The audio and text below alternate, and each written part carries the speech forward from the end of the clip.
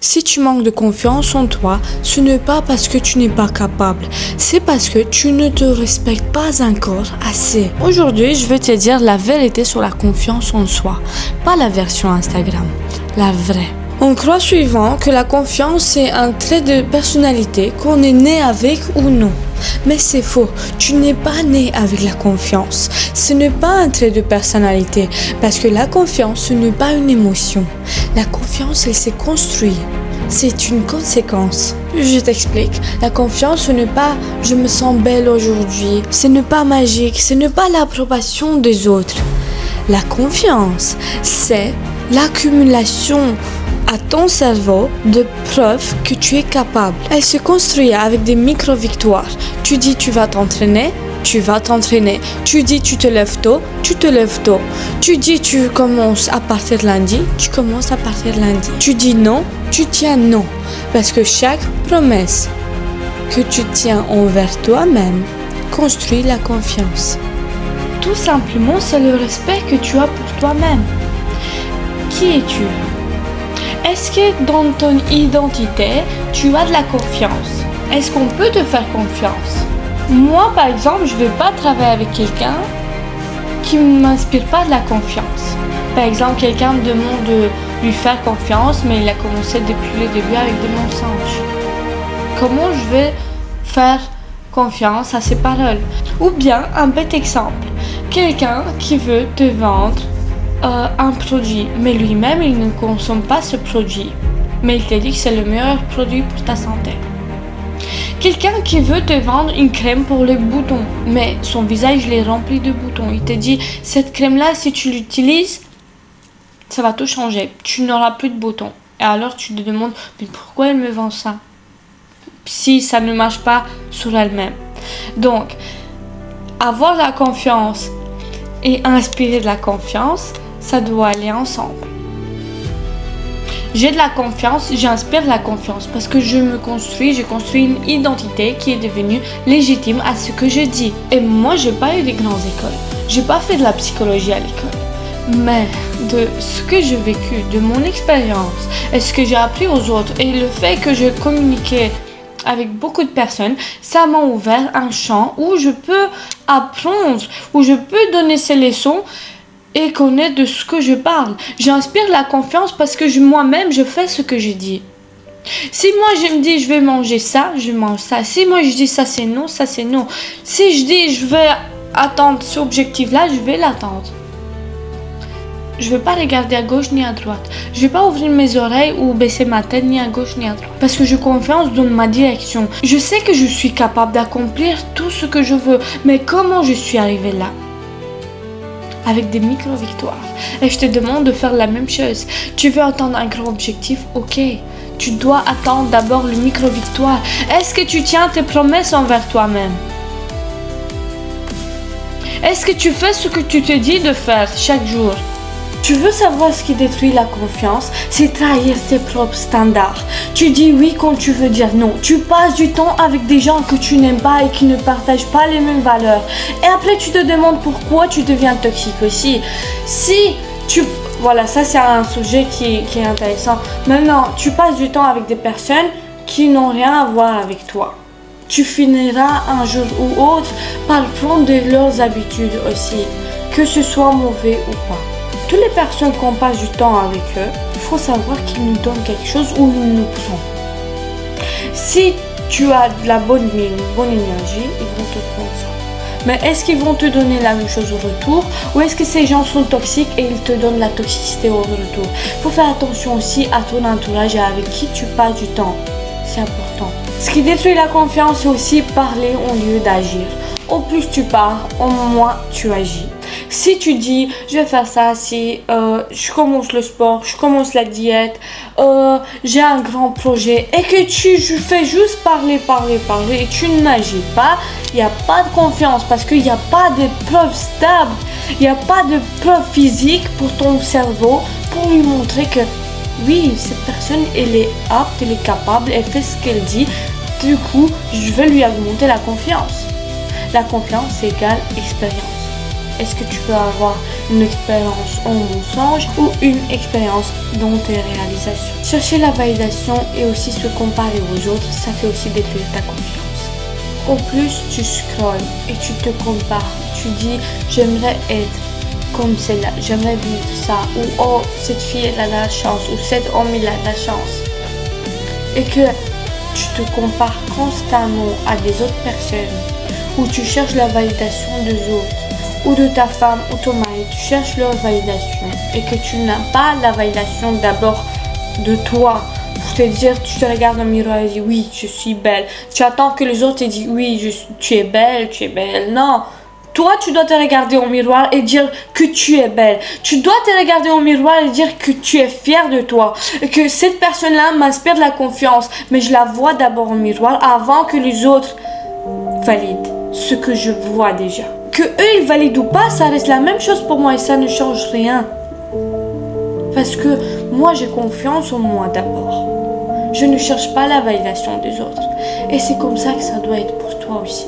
Chaque fois que tu te trahis, chaque fois que tu fais quelque chose qui met en danger ta confiance, ton cerveau, il prend note. Les gens confiants, ils ne sont pas bruyants, ils sont stables. Moins d'explications, moins de justifications, plus de silence, plus d'action. Et c'est ça qui les rend confiants aussi. La confiance, elle se voit dans la posture, mais elle est née dans la discipline. À chaque fois qu'il s'écoute ce qu'il dit et il prend l'action, il devient imbattable, il devient fort, il devient de vraies identités confiantes à travers la discipline. Je n'ai pas été toujours comme ça. Un jour, j'ai manqué de confiance. Un jour, mes profs parlaient avec moi, j'avais peur de m'exprimer, j'avais peur de dire mes opinions. Je dormais à l'école juste pour ne pas parler aux autres. Ma tête était baissée, je ne regardais pas dans les yeux des autres. Et si un homme ou un garçon ou une femme, peu importe, voulait me parler, j'avais pas des yeux pour regarder. Avant que je regarde les yeux, j'avais la tête toute rouge. Aucune confiance, timide de parler, aucun pouvoir de m'exprimer. Et ce que tu vois aujourd'hui, c'est des effets accumulés. C'est de la discipline en communication.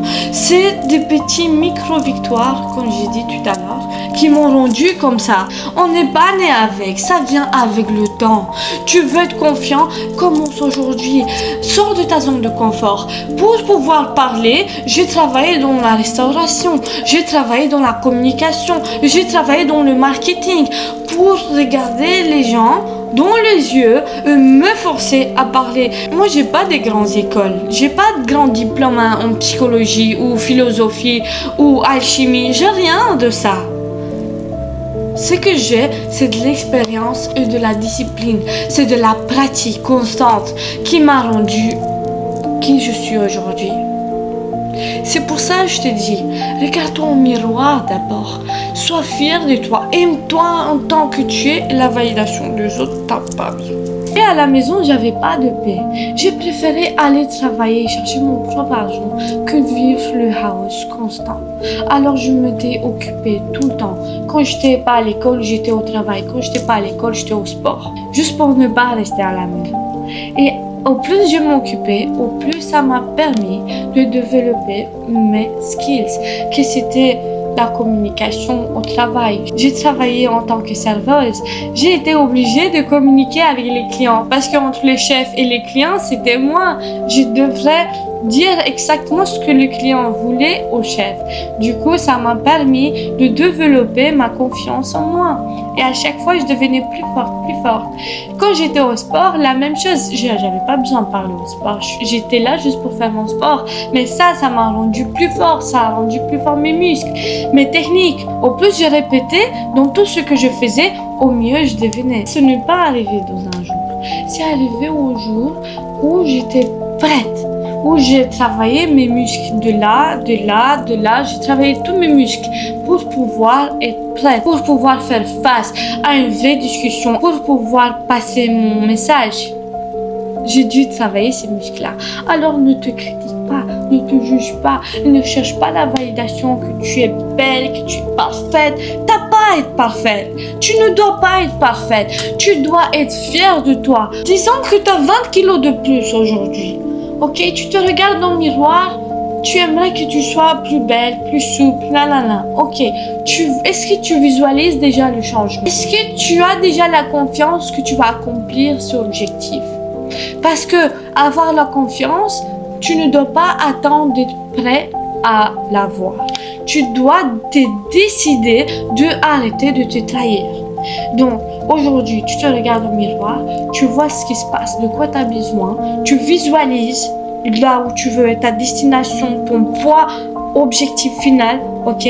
Ou si c'est pas le poids du corps, c'est autre chose. Si c'est de matériel, ou si c'est accomplir quelque chose, ou bien construire une famille. Qu'est-ce que je dois faire pour arriver là? Je suis prête ou je décide d'être prête et je commence dès aujourd'hui à travailler sur mes objectifs.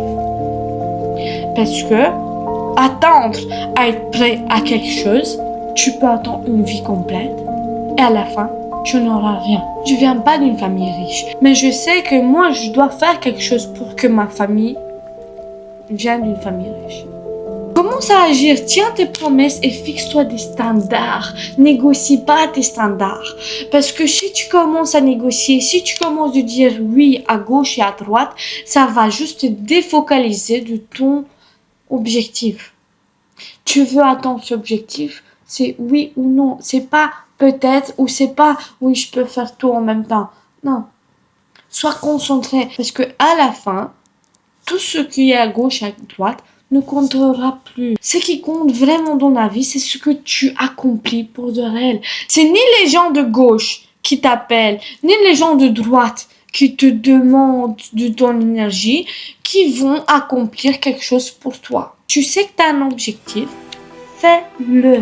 Étudie, travaille, mets de l'argent à côté, investis, mais tout ce qui est contraire, tout ce qui est zigzag, ne va pas, c'est pas le bon schéma et tu le sais. Ça va juste te faire perdre du temps, perdre d'énergie. À chaque fois que tu fais quelque chose, demande-toi, si je fais ces choses-là, cette sortie-là, cet investissement, est-ce que ça me mène vers mon objectif ou bien ça me décolle de mon objectif? Si ça te décolle, ne le fais pas. Si ça te mène, si ça t'approche, si ça te fait de l'expérience qui vont t'améliorer et te préparer mieux pour ton objectif, fais-le. Il faut être un peu égoïste dans la vie. Il faut penser à soi. Il faut penser à soi. Parce que quand tu n'as rien, t'as que toi. T'as pas à qui t'as pensé. Non, bro. Aide tout le monde, mais aide-toi d'abord. Assure-toi que toi, c'est bien d'abord. Regarde-toi au miroir. Est-ce que tu es bien avec toi-même? Est-ce que tu as la confiance de pouvoir accomplir tes objectifs avant d'aider les autres, avant de travailler pour les rêves de quelqu'un d'autre? Est-ce que tu as cette confiance-là pour tes propres objectifs, pour tes propres rêves? Ça peut être n'importe quoi qui est bien pour toi. Si c'est accomplir quelque chose, si c'est construire une famille, si c'est avoir ce matériel-là, si c'est avoir un diplôme, ok? Est-ce que ça c'est bon pour toi? Si ça c'est bon pour toi, ça veut dire que tu es fait pour ça. T'as pas à négocier tes standards avec quelqu'un d'autre. Si quelqu'un veut te tirer de ton schéma, ne tourne pas ta tête. Tourne pas ta tête. Regarde droit. Parce que à la fin, quand tu n'auras rien ou quand tu auras tout, avec qui tu dormiras? Avec qui tu rentres dans le lit? Avec toi-même. C'est toi-même. Quand tu fermes les yeux la nuit, c'est avec qui? C'est avec toi. Alors toi, tu dois être bien d'abord. Avant de tourner la tête à gauche ou à droite, tu dois accomplir tes objectifs. Ça va te faire gagner du temps et de l'énergie. La confiance, elle ne se demande pas aux autres.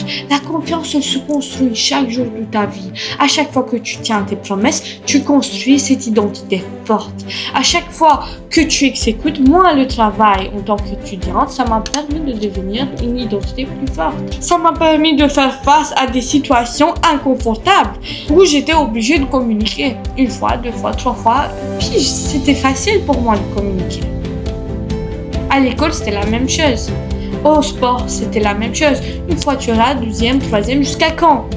À un moment, t'en as marre. J'ai pratiqué la boxe pendant des années. J'encaisse une fois, deux fois, trois fois, c'est bon. C'est bon, ça me fait mal. Je veux plus encaisser, je veux donner et me protéger. C'est la même chose dans la communication, dans la confiance, dans le respect de soi. Tu vas plus négocier avec qui que ce soit parce que tu sais ce que ça te coûte. Voilà mes Strong Fighters, j'espère que ça va vous aider dans votre vie. Ne tournez pas la tête pour rien. Regardez toujours vos objectifs et accomplissez ce que vous devez pouvoir faire. Parce que si quelqu'un d'autre arrive de le faire, toi aussi, tu as de fortes chances que tu arrives de le faire la même chose ou mieux. Si Dieu te donne une idée, n'oublie pas, c'est parce que Dieu veut mettre au monde cette idée. Ça peut être un dessin que tu as envie de faire. Ça peut être une poésie que tu as envie d'écrire. Ça peut être une chanson que tu veux chanter. Ça peut être un gâteau que tu veux offrir au monde. Un outfit où tu veux construire un bâtiment ou un hôtel. Tout ça, c'est des idées que Dieu te donne et il te teste. Si ça marche avec toi, tu le mets au monde. Si ça marche pas avec toi, de toute façon, quelqu'un d'autre le créera. Parce que ces idées-là, elles doivent venir ici sur ce terre. C'est pour ça, j'ai envie de créer quelque chose et tu le crées pas. Et après 2 semaines, tu vois quelqu'un d'autre le faire. Pourquoi? Parce que Dieu t'a donné d'abord cette idée, mais tu n'as pas écouté, tu n'as pas pris l'action. Désolé, quelqu'un d'autre doit le mettre au monde. Et c'est comme ça. Alors je veux que toi, tu ne sois pas juste un consommateur. Ça ne m'intéresse pas que les gens consomment mes vidéos. Je veux que les Strong Fighters améliorent leur identité et qu'ils mettent au monde leurs idées, leurs bonnes idées, construire, créer. Fais de toi quelqu'un que tu pourrais être fier. Quand tu te regardes dans le miroir, aie confiance que tu accompliras la mission de Dieu qu'il t'a donnée. Sois fier, sois fort et dis Dieu, je suis prêt à accomplir ce que tu m'as donné. Tu ne manques pas de confiance, c'est juste un manque de discipline que tu peux la travailler dans le dos. Tu veux t'améliorer en quelque chose, deviens juste discipliné et sors de ta zone de confort. Même si ça coûte quelque chose, ça coûte du temps, de l'énergie, des émotions. Ça va, c'est comme une montagne russe. Une fois que tu sors de la zone de discipline, crois pas que tu auras envie, crois pas que tu auras la motivation de faire tous les jours la même chose. Non, mais tu es discipliné. Et à la fin, la discipline, c'est ça qui te mène au accomplissement de tes objectifs.